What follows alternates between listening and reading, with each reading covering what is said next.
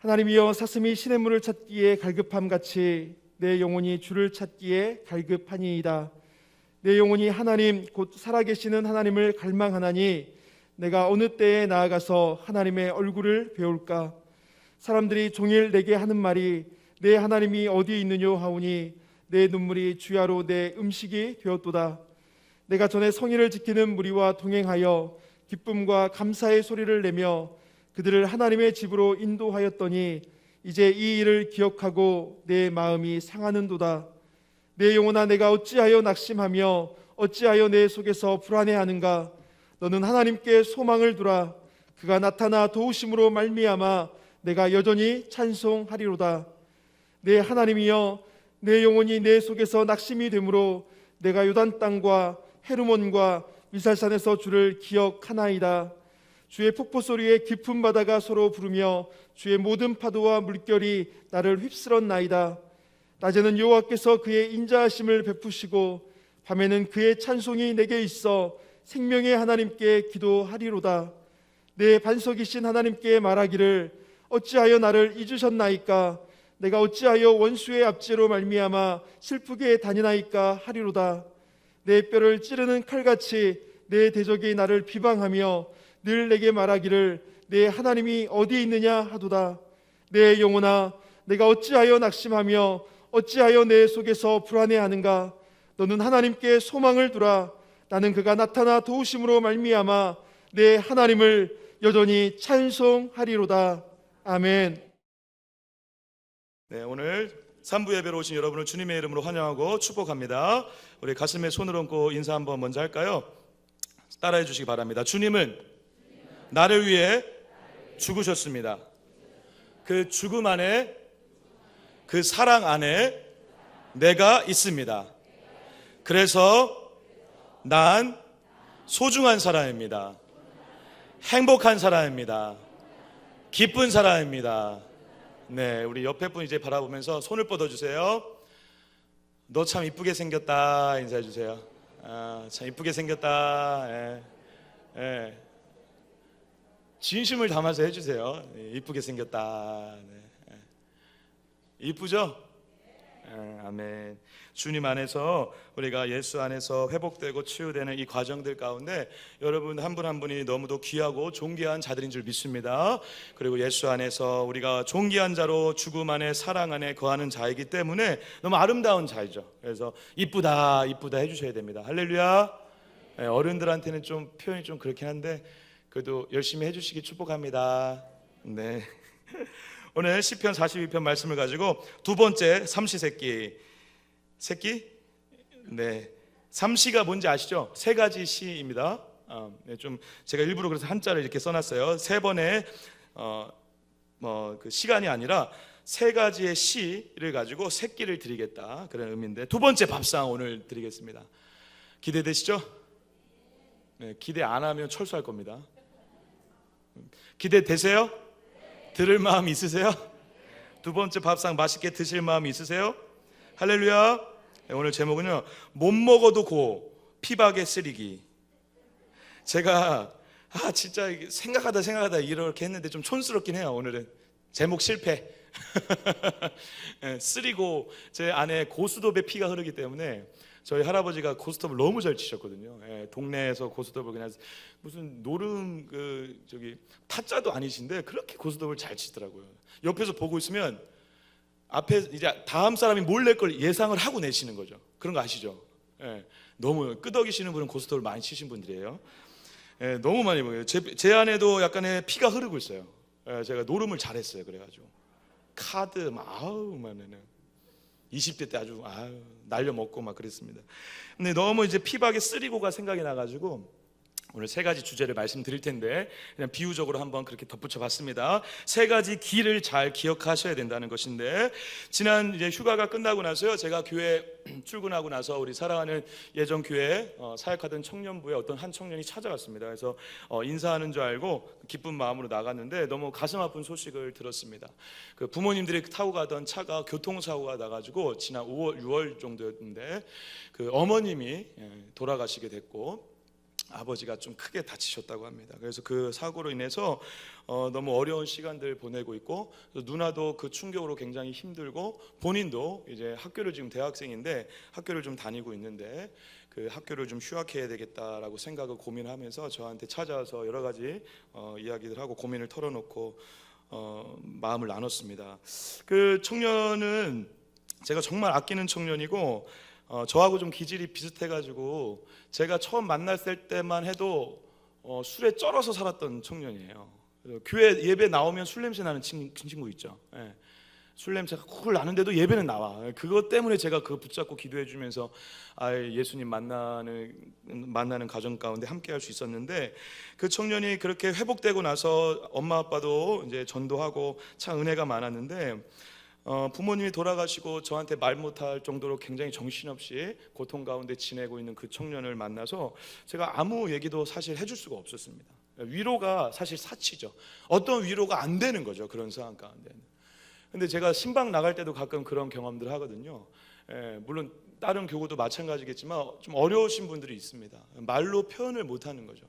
그리고 이제 항암 치료라든가 그런 걸 받아도 치유가 안 되고 계속 암을 안고 사시는 분들, 그리고 항암 치료 자체도 받기 어려운 상황 가운데 있는 분들도 많이 계시죠. 먹고 사는 문제, 그런 문제뿐만 아니라 우리가 말로 형용할 수 없는 낭만과 절망의 시간들을, 고통의 시간들을 보내고 있는 많은 성도님들을 만나게 됩니다. 그들에게 어떠한 말도 해줄 수 없고, 그리고 어떠한 위로도 되지 않아 저도 그 청년에게 제가 마침 묵상하고 있었던 시편의 말씀들과 그리고 오늘 또 본문 말씀을 같이 나누었습니다. 나누고 같이 기도해주고 그냥 같이 울다가 잠깐 울다가 헤어진 거밖에 없습니다. 그래서 근데 그 청년이 오늘 말씀을 듣고 어제 제가 메일을 잠깐 주고 받았는데 그 청년이 준 은혜를 이따 잠시 후에 나눌 텐데요.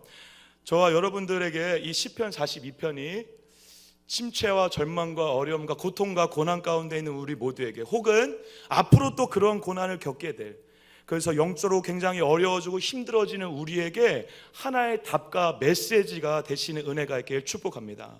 시편 42편을 통해 다시 일어날 수 있다는 것을 온몸으로 경험하는 은혜가 있기를 축복합니다. 왜 그러냐면 여러분, 오늘 시편 42편의 저자 역시 너무 절망적인 상황에 있었어요. 맞아요. 그런데 이 시편 42편을 지은 자가 누구냐면 놀랍게 다윗이 아닙니다. 이 시편 42편의 표제가 이렇게 적혀 있는데요, 고라 자손의 마스길, 인도자를 따라 부르는 노래라고 적혀 있습니다. 사랑하는 여러분, 이 마스길의 의미가 뭐냐면요, 깨달다, 생각하다라는 의미가 있습니다. 뭔가 좀 기대가 되시죠? 마스길인데 깨닫다, 깨닫는 자가 시를 썼어요. 이 시를 통해서 우리가 인생의, 신앙의, 믿음의, 그리고 신앙의 여정에 굉장히 중요한 메시지를 깨달을 수 있는 어떤 기대를 갖게 하는 것이죠. 아니나 다를까 여러분, 이 마스길의 앞에 어떠한 자손이라고 나와 있죠? 고라 자손이라고 나와 있습니다. 여러분, 고라 자손이 어떤 자손입니까? 민수기 16장에 모세에게 반항을 하다가 하나님께 징벌을 받는 자손이죠. 원래 고라는 이 모세의 사촌지간이에요. 같이 하나님의 나라를 이뤄가며 민족을 이뤄가며 함께 걸어가고 있었는데 하나님이 모세에게만 말한다, 모세에게만 말하는 것에 불만을 품고 모세에게 대항을 한 거죠. 반항을 한 거죠. 근데 그것은 하나님에 대한 반항이었죠. 그래서 그 하나님에 대한 반항을 하나님이 그냥 넘어갈 수 없어서 땅을 갈라 모든 고라 자손들이 죽게 만들었습니다. 그런데 놀랍게 다 죽지 않았다라는 것입니다. 그 고라 자손이 남아 나중에 하나님의 성전을 섬기고 예배를 섬기는 자들이 되었다라는 것입니다. 특히 다윗 시대에요, 예배 성전을 섬기면서 찬양을 하는 레위 자손들의 고라 자손이 나왔다라고 얘기하고 있어요. 그리고 고라 자손의 또 다른 고백인 시편 84편을 제가 한번 읽어보겠습니다. 주의 궁전에서의 한날이 다른 곳에서의 첫날보다 나은즉 악인의 장막에 사는 것보다 내 하나님의 성전 문지기로 사는 것이 좋사오니. 할렐루야. 여기에서 성전 문지기, 바로 고라 자손이 성전 문지기로 살았다라는 것입니다. 사랑하는 여러분, 죽어서 멸망해야 되는, 땅이 갈라져서 영원한 절망으로 가야 되는 그들의 인생을 하나님의 은혜의 길을 여셔 찬양과 기쁨과 찬송과 성전의 문지기로 살아가게 되는 은혜를 경험한 자들이라는 것입니다. 그 은혜를 온몸으로 경험한 자들이 얼마나 아름다운 시를 지었겠어요, 여러분. 얼마나 아름다운 믿음의 고백을 했겠습니까? 얼마나 깨달음이 많은 은혜들을 나눠주고 있겠습니까? 이 고라자손의 고백과 시가 저와 여러분들의 고백이 되는 은혜가 있기를 주님의 이름으로 간절히 축복합니다. 근데 우리의 인생도 그렇죠. 우리가 절망과 멸망의 길에 있는 자들이었죠. 우리는 죽어야 되는 존재였죠. 그런데 그 멸망의 길에서 생명의 길로 예수를 통해 걸어가게 된 은혜 받은 자인 줄 믿습니다. 이게 여러분 굉장히 중요한 정체성이에요. 멸망의 길이었죠. 죽어야 돼요. 우린 죽어도 아무 할 말이 없는 자라는 것을 잊지 않으셔야 돼요. 그런데 그걸로 끝나는 게 아니라 영원한 생명의 길로 예수를 통해 회복되었다라는 것입니다. 살아났다라는 것입니다. 찬양하는 자가 되었다라는 것입니다. 슬픈 대신 화관을 받은 자라는 것입니다. 할렐루야. 그 정체성으로 살아갈 때 이 고백을 우리가 똑같이 할 수 있고 똑같이 영적인 어려움과 고난과 고통 속에서 일어날 수 있는 자가 된다는 것입니다. 저와 여러분들의 인생 가운데 이 고백이 살아 역사하신 은혜가 있게 축복합니다. 근데 여러분 시편 42편은 너무 절망으로 가득해요. 낙심과 불안과 멸망과 슬픔과 아픔이 가득해요.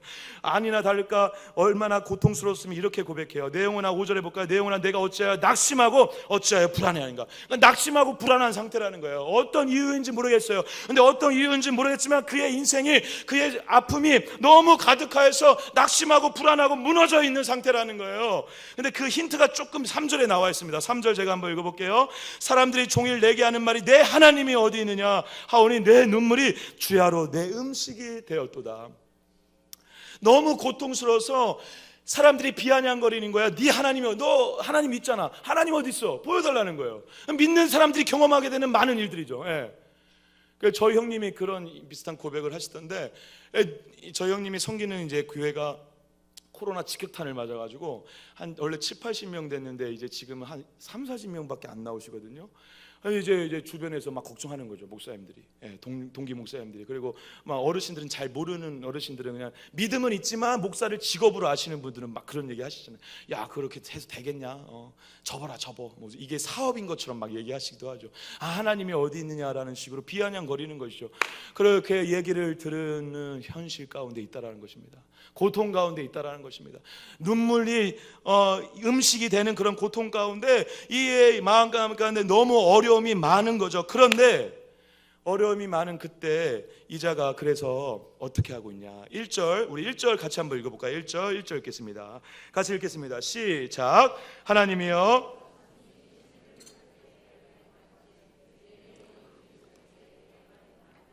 아멘, 아멘. 여기서 여러분 사슴의 자기를 비유하고 있어요. 근데 사슴이 어떤 사악이냐면 여러분 지금 여기 시냇물은요 히브리어로요 넓은 하천을 얘기하는 게 아니라 실개천 같은 걸 얘기하는데요. 그러면요 뭐죠?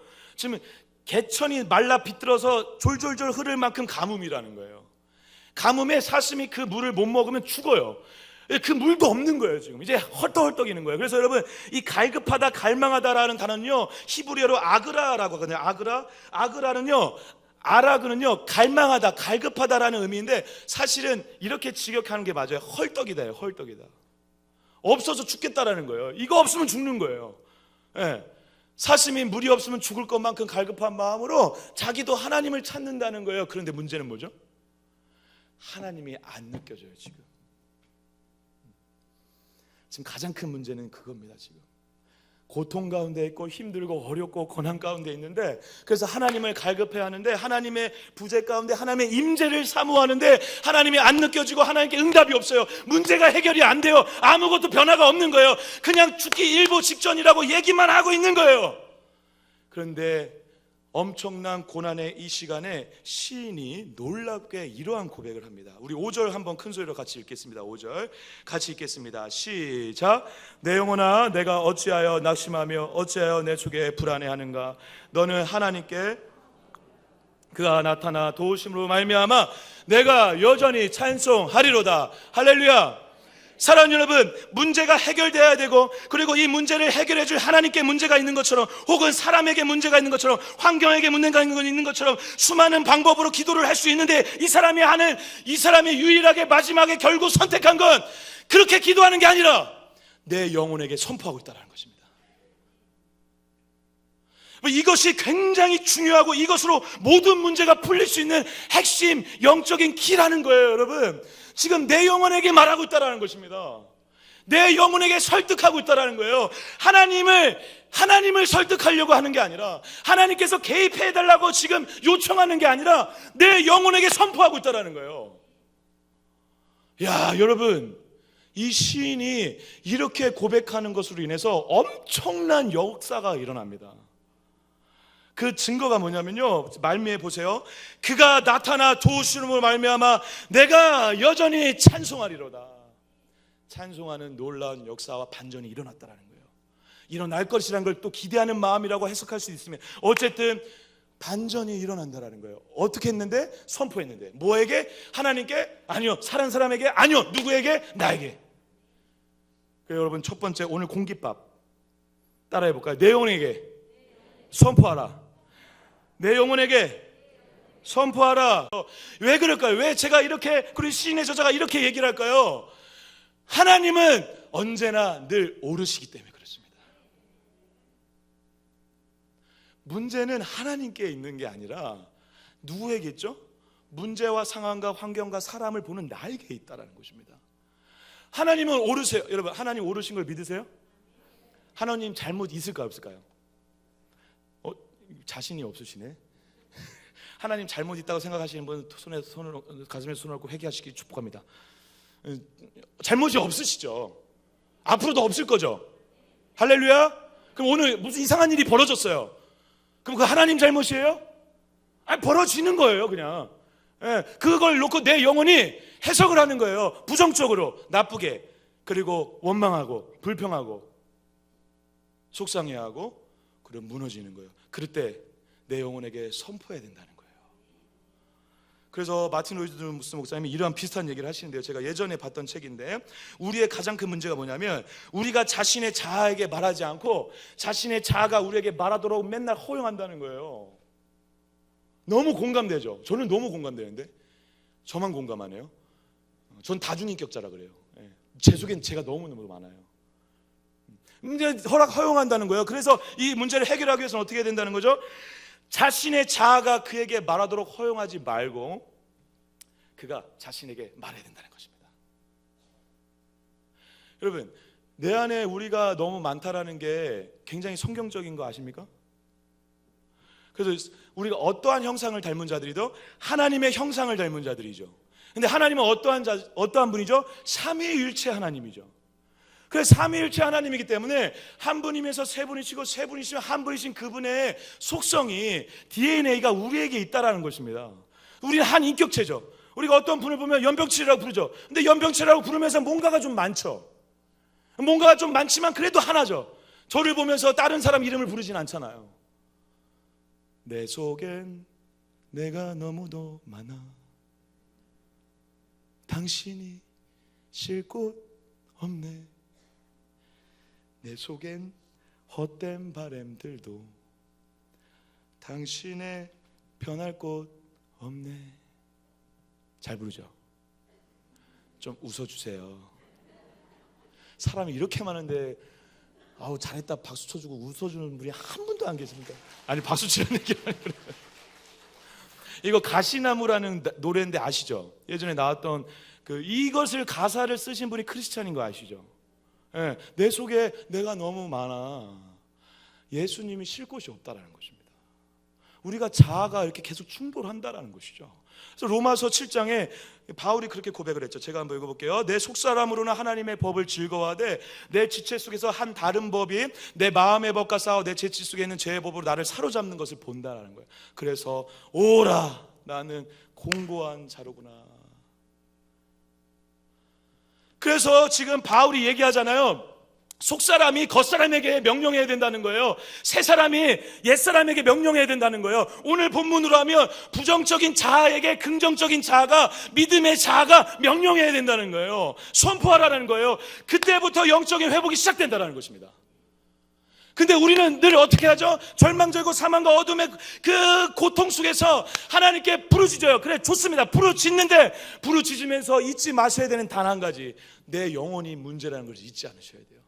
내 영혼에게 선포하셔야 돼요. 그래서 내 영혼아 어찌하여 낙심하느냐, 낙심하지 마. 내 영혼아 하나님을 찬양하라. 내 영혼아 송축하라. 내 영혼아 감사하라. 내 영혼아 하나님께 소망을 두라 라고 명령하심으로 인해 우리에게 새로운 영적인 회복이 넘쳐날 줄 믿습니다.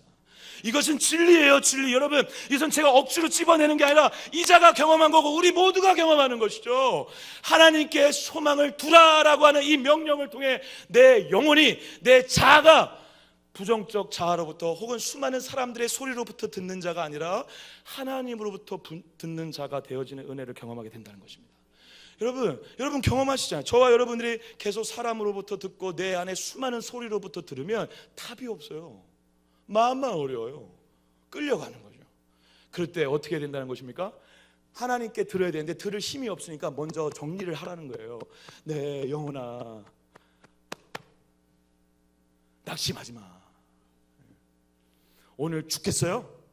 내 영혼아 불안해하지 마. 오늘 문제 해결이 안 돼요? 답답해요 목사님. 내 영혼아 하나님께 소망을 둬. 내 영혼아 걱정하지 마. 내 영혼아 감사해. 할렐루야. 가슴에 손을 얹고 따라해 봅시다. 내 영혼아 감사하라. 내 영혼아 찬양하라. 내 영혼아 하나님께 소망을 두라. 할렐루야. 이것으로 우리가 승리하게 될 줄 믿습니다. 여러분, 그래서 여호와 하나님께 소망을 두라라고 하는 이 말이 5절에도 나오고 11절에도 나오고 놀랍게 43편 5절에도 나와요. 그래서 지금 시편 42편과 43편은요 사실 하나의 시편이라고 알려져 있어요. 결국 3번 얘기한 겁니다. 뭐 하라고? 명령하라고. 누구에게? 옆에 있는 사람에게 잔소리하지 말고, 하나님께 삿대질하지 말고 내 영혼에게 선포하라는 것입니다. 그러면 승리하게 되는 은혜가 있을 줄 믿습니다. 근데 선포하는 비결이 있어요. 이게 이제 오늘 반찬 3가지인데요. 첫 번째 반찬 따라해 볼까요? 기억하라. 기억하라. 기억하라. 본문 4절을 제가 우리말 성경으로 바꿔봤어요. 여기 기억하다는 단어가 이제 좀 더 명확하게 나올 수 있는 게 우리말 성경이라. 내가 이제 지난 날들을 생각해 보면 내 영혼을 토해내지 않을 수 없었습니다. 이게 생각하다는 단어가 있습니다. 물론 그 4절 말미에 개역 개정으로 기억하다는 단어가 있죠. 이게 이제 그런 의미가 있고 6절에 제가 한번 읽어볼게요. 우리말 성경으로. 오 내 하나님이여 내 영혼이 내 속에서 풀이 죽어 있으니 요단 땅 헤르몬산 곧 미살산을 바라보면 내가 주를 기억할 것이다. 여기에 생각하다 기억하다라고 나와 있는 이 단어를 자카르라고 합니다. 자카르. 잘 기억해 두세요. 자카르는 사실 그냥 원어적으로 기억하다라고 해석하기는 어려운데 그렇게 의역을 한 건데 왜 기억하다라고 할 수 있냐면 끄집어내다라는 의미가 있기 때문에 그렇습니다. 그러니까 지금 시인의 저자가 4절에서 6절에서 끄집어낸 거예요. 불러낸 거예요. 뭐를? 예전에 하나님을 예배하고 찬양을 누렸던 은혜를 기억해낸 거예요. 은혜를 끄집어온 거예요. 예. 그리고 하나님의 역사를 끄집어온 거예요. 하나님의 인자하심과 일하심과 놀라운 일들을 끄집어낸 거예요. 특히 여러분 지금 요단강과 헤르몬과 마살산은요 6절에 예루살렘 성전과 너무 먼 곳이에요. 하나님을 예배하기 어려운 곳이에요. 근데 그 먼 곳을 여기로 끌고 올 수 있는 능력, 인간만이 가지고 있는 유일한 능력, 동물은 못하는 능력 뭐죠? 기억하라는 것입니다. 끄집어내라는 것입니다. 우리가 끄집어내는 능력이 있는데 잘 사용을 안 해요. 이것을 잘 사용하시는 자가 신앙을 재밌게 할 수 있어요. 이겨낼 수 있어요. 제가 여러분 지금 늘 말씀드리지만 제가 이렇게 멀쩡하게 생겼지만 예전엔 정말 속물이었어요. 예. 그런데 여러분 제가 신앙생활을 하면서 너무 훈련을 잘 받아가지고 너무 감사한 게 뭐냐면 의지적으로 늘 생각하거나 그리고 자동적으로 생각하는 게 뭐냐면 예전에 그렇게 속물이었을 때 하나님이 날 인도하신 기억을 의지적으로 해요. 제가 그러면 저도 모르게 어떻게 고백하죠? 야 저런 쓰레기가 없었는데 어떻게 저런 쓰레기가 없었는데 저런 쓰레기와 같은 인생을 하나님이 인도하신 은혜가 내 머릿속에 들어와 내 마음에 다시 열매에 맺힐 때 하나님을 바라볼 수 있는 힘이 생긴다는 것입니다. 그래서 은혜를 끄집어 오셔야 된다는 것입니다. 여러분 기억만 잘해도 많은 것들이 달라지고 버틸 수 있어요. 이겨낼 수 있어요. 인내할 수 있어요. 기다릴 수 있어요. 할렐루야. 기억을 잘 하셔야 돼요. 그래서 예전에 주셨던 은혜들 있잖아요. 그것을 기억하셔야 돼요. 근데 오늘 특별히 누굴 기억하라고 하냐면 하나님을 기억하라는 거예요.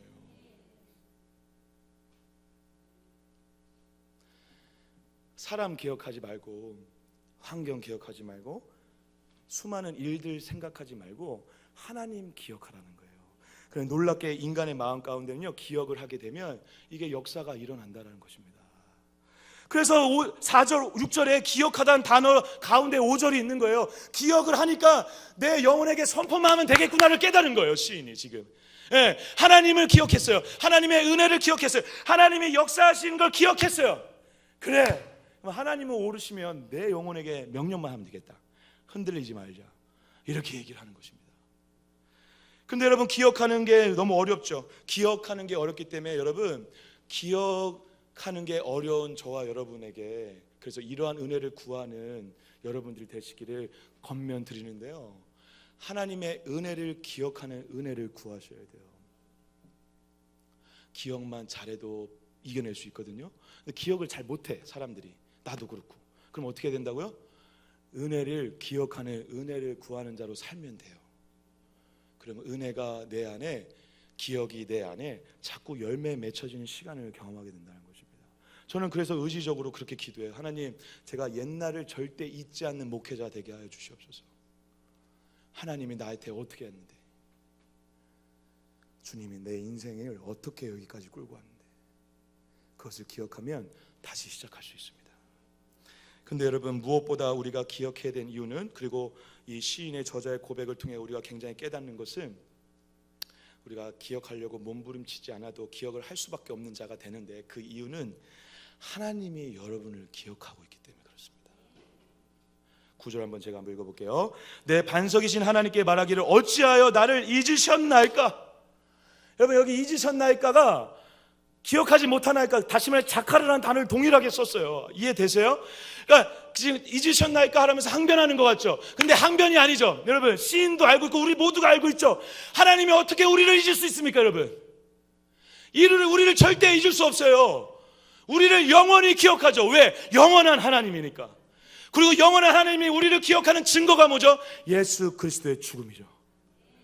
자기 아들을 죽이기까지 우리를 사랑하지 않고서야 우리를 기억하지 못할 이유가 없죠. 기억의 증거가 예수님이시죠. 예, 우리를 만약 잊었다면 우리를 사망의 길로, 지옥의 길로 놔두셨겠죠. 근데 놔둘 수 없었어요. 왜? 기억나니까. 그래서 기억나기 때문에 아들을 주신 거죠. 하나님의 기억을, 하나님이 나를 기억한다는 것을 기억하시는 은혜가 이렇게 축복합니다. 그리고 그것을 기억할 때 다시 내 영혼에게 선포할 수 있게 된다는 거예요. 왜? 하나님의 기억을 내가, 하나님이 나를 기억하고 계신다는 걸 알면 막 살 수가 없어요.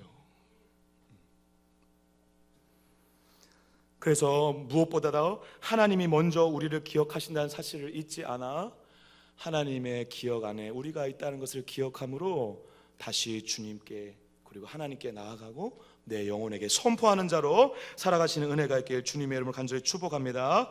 그리고 무엇보다도 지금 당장 어떤 걸 기억해야 될지 잘 모를 때 이런 식으로 한번 생각해 보세요. 2000년 전에 십자가 사건이 지금 좀 전에 일어났어요. 좀 전에 생생하게 오늘 일어난 사건처럼 기억하면서 그 은혜를 오늘 끄집어내는 기억의 능력으로 오늘 하나님의 십자가의 능력으로 회복되는 역사가 있기를 주님의 이름으로 간절히 축복합니다. 변함없는 그 은혜를 생생하게 오늘 그 사건으로 기억할 수 있는 능력, 이것을 사용하시는 은혜가 있기를 축복합니다. 잘 기억하시길 축복합니다. 할렐루야. 기억을 잘하자, 이렇게 고백을 해요. 4절 다시 한번 읽어볼까요? 우리말 성경 4절에 이렇게 나와 있습니다. 제가 읽어볼게요. 지난 날들을 생각해보면, 기억해보면 내 영혼을 토해내지 않을 수 없다라고 나와 있습니다. 토해내다. 그리고 여러분 8절에 제가 한번 읽어볼게요. 낮에는 여호와께서 그의 인자하심을 베푸시고 밤에는 그의 찬송이 되게 해서 생명의 하나님께 어떻게 한다? 기도한다. 여러분, 지금 토해내다, 기도하다가 다 동일한 단어입니다. 동일한 단어예요. 샤파크라는 단어를 썼는데, 이 기도하다라는 단어의 이 샤파크라는 의미는 그냥 내가 소원을 그냥 얘기한다가 아니라 엄청난 깨달음과 은혜의 감격이 뭔가 롱수솜 쳐서 토해내듯이 저 밑바닥부터 토해낸다라는 것입니다. 이해되시나요? 지금 그래서 일부러 샤파크라는 단어를 쓴 거예요. 이 단어를 또 어디서 쓰죠? 시편 62편에 이런 말씀이 있습니다. 백성들아 시시로 그를 의지하고 그의 앞에 마음을 어떻게 하라? 토하라. 하나님은 우리의 피난처시로다. 여러분, 기도는요 어려운 게 아니라 마음을 토하는 시간인 거예요. 하나님 앞에서 마음을 토하는 시간이죠. 하나님 앞에서. 그래서 기도는 많은 것들을 하려고 하는 게 아니라 많은 말을 하려고 하지 않으셔도 돼요. 기도는 하나님 앞에 하나님께 받아들여지는 시간인 거죠. 그냥 가만 계셔도 괜찮아요. 기도 안 나오는데 억지로 하려고 하지 마세요. 그렇다고 아무 말도 안 하고 가만히 있으라고 계속 지금 그것만 강조하는 게 아니라 기도의 본질을 알면, 하나님 앞에 내가 있다라는 것이 진짜 기도라는 걸 알면, 여러분 가만 앉아있는 그 시간을 통해서 앉아있음이 메시지가 되고 기도가 되므로 하나님께서 응답하신 역사가 있을 줄 믿습니다. 그래서 여러분, 기도는 하나님 앞에 있는 거기 때문에 하나님이 누군지를 잘 알아야 돼요. 그래서 여러분 8절에 굉장히 중요한데, 여러분 8절에 잘 보시면 시편 42편 전체에서 다른 데에서는 여호와라는 단어를 안 써요. 근데 여기서만 여호와라는 단어를 써요. 하나님을 여호와로 인식하고 있다는 것이죠. 그리고 하나님에 대해서 인자하신 하나님이라고 해요. 헤세드죠, 헤세드. 그리고 마지막 뭐가 나와 있죠? 생명의 하나님이라 나와 있어요. 이게 왜 중요하냐면요, 시인의 저자는요 하나님이 죽을 것 같은 나를 살릴 수 있는 유일한 생명의 하나님이라는 걸 아는 거예요. 인자하신 하나님이라는 걸 아는 거예요. 여호와라는 걸 아는 거예요. 여러분, 여러분과 제 기도의 가장 큰 문제가 뭐죠? 기도를 해도 피곤해. 1시간 더 열심히 기도했는데 답답해. 기도당을 나가가면서 기도했는데도 왜 그러지? 그럴 때가 있죠. 저만 있네요 또. 이 기도가 너무 잘 되시는 분들이네요. 할렐루야. 기도를 너무 잘하세요. 왜 답답하고, 왜 기도했는데도 이상하고, 왜 그렇죠? 자기 상한 감정에게, 마음에게 기도했기 때문에 그래요. 문제한테 기도했기 때문이에요. 문제 해결만을 원해서 그래요. 자기의 감정, 답답한 감정으로 기도했기 때문에 그래요. 근데 여러분, 내 기도를 받으시는 분이, 여러분 기도에서 가장 중요한 건 대상이 누군지를 정확히 알고 기도를 해야 돼요. 대상이 하나님이에요. 할렐루야. 그러면 죄송합니다, 말이 안 나오네 갑자기. 우리의 기도를 받으시는 분이 하나님이에요. 하나님은 생명의 하나님이에요. 인자하신 하나님이에요. 예수는 능력이 있어요. 예수의 보혈은 능력이 있어요. 할렐루야. 그 예수께 기도해요. 뭐가 문제예요 여러분? 할렐루야. 오늘 또 왜 저만 흥분하고 있죠? 저만 땀을 삐질삐질 흘리면서 지금 왜 그러고 있죠 제가? 예수님이 기도를 받으신다니까요. 주님, 우리 지우가 참 잘 자게 해주세요. 지우 이놈 하면요 기도하면서도 나 마음 답답해요. 근데 우리의 기도를 받으시는 분이 하나님이야. 그럼 기도가 재밌어져요. 힘이 나요. 용기가 생겨요. 막 던져요. 하나님, 어떻게든 되겠지. 막 도와주세요. 좀 제발 좀 도와주십시오. 하나님, 우리 하나님, 할렐루야. 근데 우리가 의외로 기도하면서 자꾸 내 마음에게 기도해요. 내 감정에, 그 문제에 집중해요. 예수를 보고 기도해야 됩니다. 그래서 예수님께서 주기도문을 이제 제자들에게 가르쳐 주시잖아요. 그러면서 굉장히 중요한 멘트를 하시는데, 하늘에 계신 아버지라고 얘기하시는데 실제로 원어적으로는 어떠한 단어가 제일 먼저 나오냐면 파테르라는 단어가 제일 먼저 나와요. 이거는 원래 그때 당시에도 아버지라는 말이 있었거든, 다른 헬라어가. 근데 이 의도적으로 예수님께서 뭘 얘기하시냐면 파테르라고 해서 아버지가 아니라 아빠, 하나님을 아빠라 부르라는 거예요. 어떤 느낌인지 아세요? 지금 예수님이 제자들에게 하나님을 아빠라고 부르는 건 엄청난 도전이에요. 왜 그렇죠? 그때 당시에 유대인들은요 하나님을 부를 때 너무 거룩하시기 때문에 하나님을 쓰지도 못했던 그들이 아빠라고 부르겠습니까? 절대 못 불러요. 기껏해야 하나님 아버지 이렇게 했죠. 근데 예수님이 아빠라고 하라는 거예요. 왜? 하나님을 아빠라 부를 수 있는 유일한 한 분은 누구시죠? 예수님만이 하나님을 아빠라 부를 수 있는데, 우리가 예수를 믿으면 예수 안에 하나가 되어 우리도 하나님과 함께 아빠라 부를 수 있다는 것입니다. 혈육의 관계처럼 끈끈한 관계, 아버지처럼 먼 관계 말고 끈끈한 관계, 진짜 아빠와 아들의 관계, 딸의 관계, 그걸 파테르라고 하는데, 그걸 의도로 쓰므로 너 기도를 받으신 자가 아빠야, 이걸 기억하라는 것입니다. 저희 지우가 요즘에 아빠예요. 아빠. 제 착각이죠. 아빠로 듣고 싶은 욕심인 거죠. 지가 뭘 알겠다고 아빠 하겠습니까? 아빠바바바 하는데 아빠라고 하네? 제가 그렇게 듣고 싶은 거죠.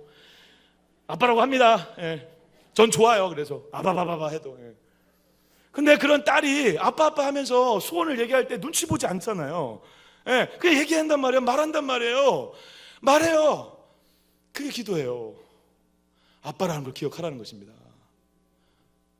저는 가끔 외국 사람들이 신앙생활 하는 게 너무 부러운데, 외국 사람들 어떤 스타일인지 아시죠? 제가 그 유학생을 한번 만났었는데 정말 잊지 못합니다.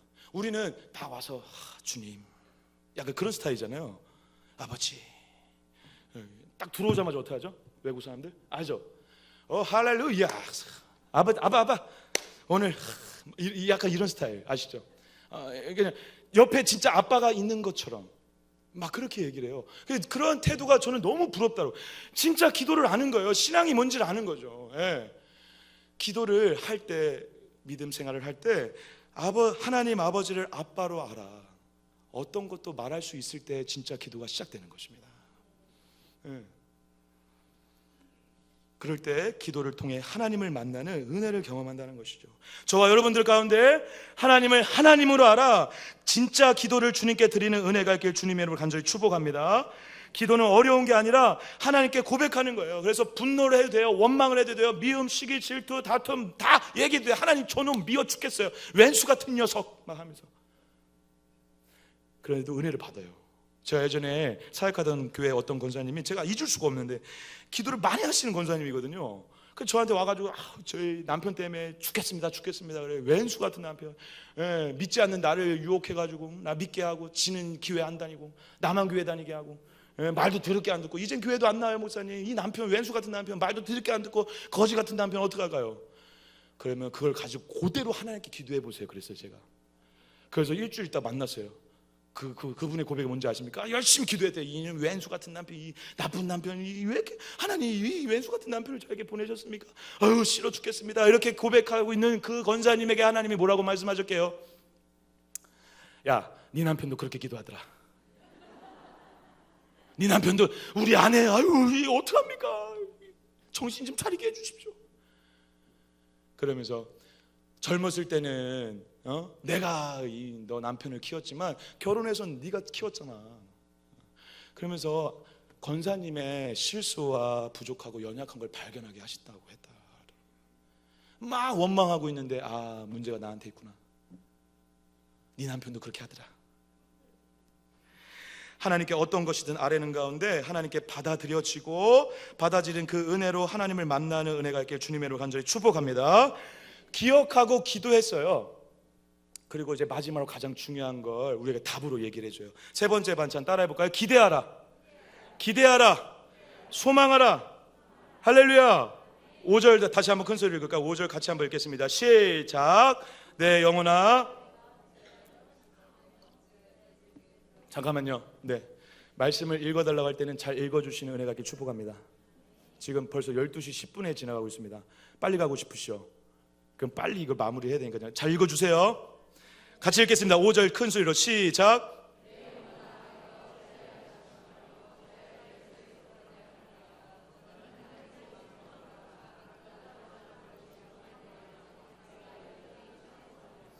아멘. 할렐루야.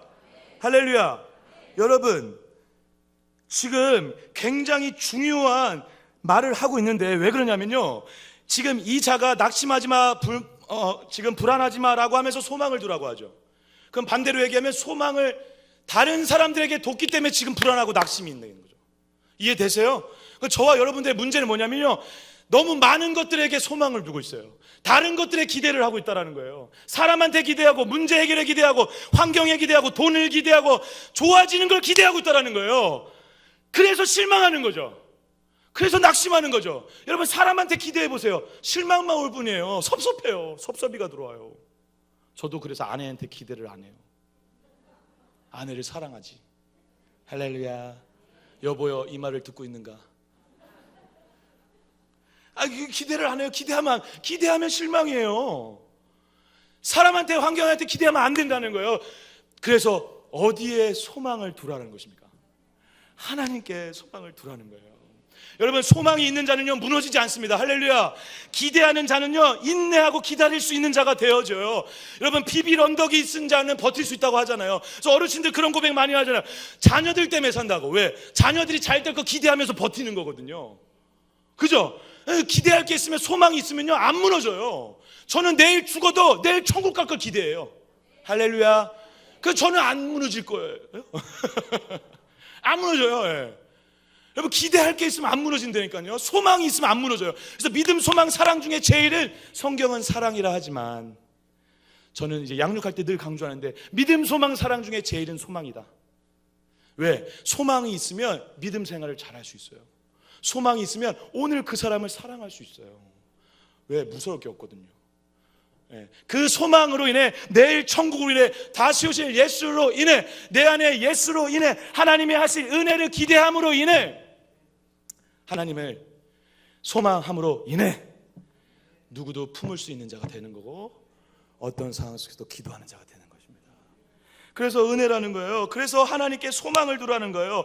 다른 것에 소망을 두지 말고 하나님께 소망을 두라라고 하는 것이죠. 그래서 시편 62편 5절에 이런 말씀도 있습니다. 제가 한번 읽어볼게요. 나의 영혼아 잠잠히 하나님만 바라라.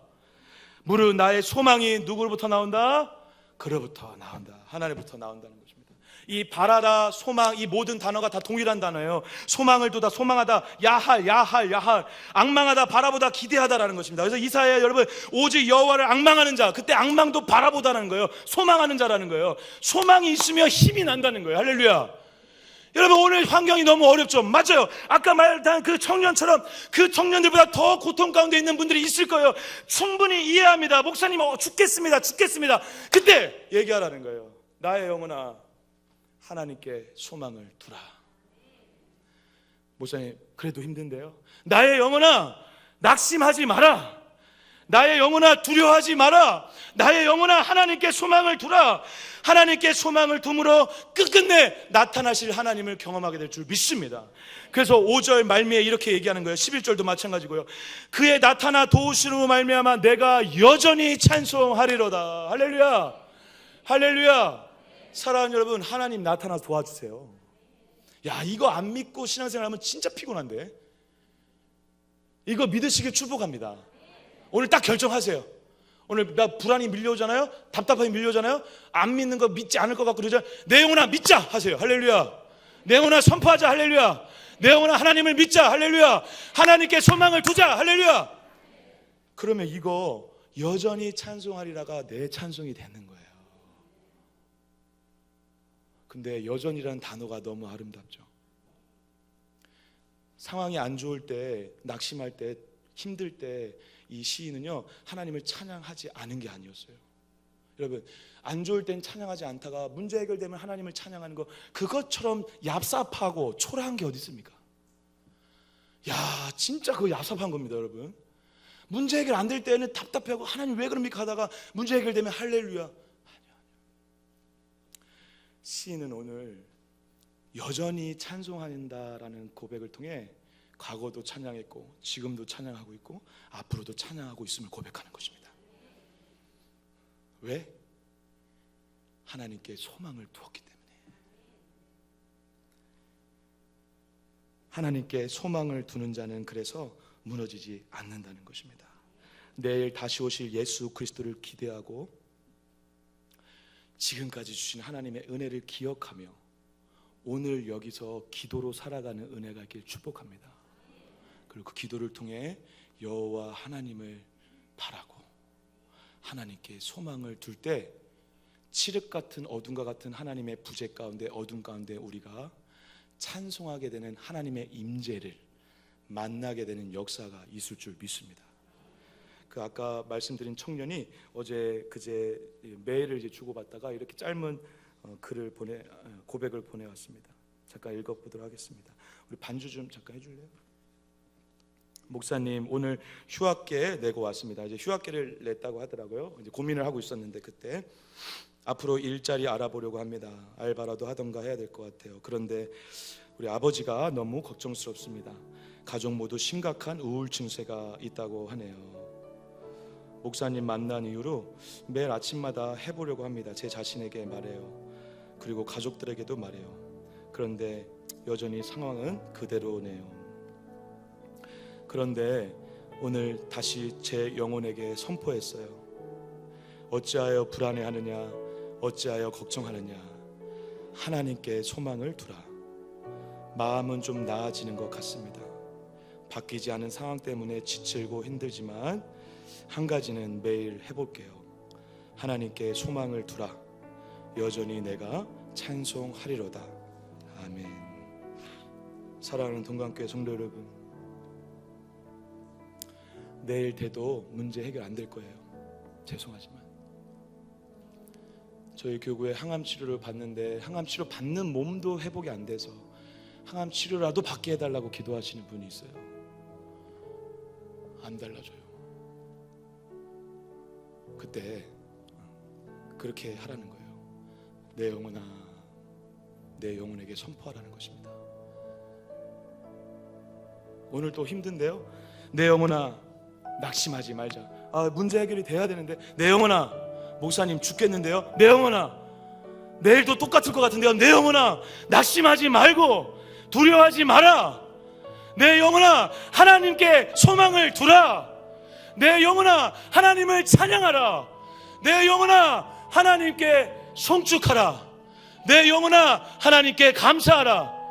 내 영혼에게 선포하는 이 능력을 통해 여러분들의 인생 가운데, 어둠의 시간 가운데 다시 찾아오시는 하나님을 경험하여 그 시간부터 다시 새롭게 시작하시는 역사가 있는 저와 여러분들 되시길 간절히 주님의 이름으로 축복합니다. 한번 따라해 보겠습니다. 과거의 은혜를 기억하고 미래의 주님을 기대하며 오늘 하나님 앞에서 기도로 살자. 그리고 내 영혼에게 선포하자. 할렐루야. 내 영혼아, 어찌하여 낙심하고 불안해하느냐. 하나님께 소망을 두라. 할렐루야. 기도하겠습니다. 하나님, 오늘 이 말씀 붙잡고 사는 자들 되게 하여 주시옵소서. 우리의 인생이 피곤하고 지쳐도 오늘 다시 내 영혼아, 하나님께 소망을 두라. 부모가 죽어 이제 어두운 길을 가는 그 청년의 입술에 내 영혼아, 하나님께 소망을 두라라고 고백하고 있는 그 고백을 주님이 들으시고 찾아가시는 은혜가 있을 줄 믿습니다. 오늘 너무 고통스러운 상황 가운데 어떻게 할 바를 몰라 눈물을 흘리는 성도들에게 내 영혼아, 하나님께 소망을 두라라고 고백할 때 찾아가시는 은혜가 있길 소망합니다. 주님의 은혜를 잘 기억하고 다시 오실 주님을 기대하며 오늘 기도하는 가운데 내 영혼에게 선포하여 영원하신 하나님을 오늘 만나 오늘을 천국으로 영원을 살아가는 우리 모두 될 수 있도록 역사하여 주시옵소서. 내 영혼아, 어찌하여 낙심하고 불안해하느냐. 하나님께 소망을 두라. 아멘.